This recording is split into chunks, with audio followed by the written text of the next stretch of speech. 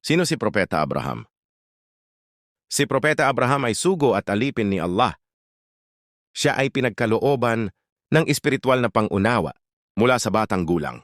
Binigyan ng liwanag ng Allah ang kanyang puso at ang kanyang isip ay pinagkalooban ng karunungan mula sa kanyang kamusmusan.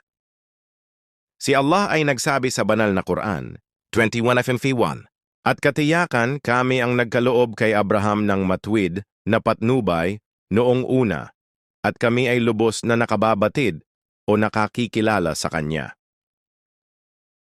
Ang kanyang ama ay gumagawa ng mga rebulto o Diyos-Diyosan na sinasamba ang kanyang mamamayan. At ang kanyang mamamayan ay sumasamba din sa mga bituin at mga planeta. Si Propeta Abraham ay nagbigay ng paliwanag sa kanyang mga mamamayang sumasamba sa mga bagay na nasa kalawakan, tulad ng kapahayagang sinabi ng dakilang Allah na matutunghayan sa banal na Quran,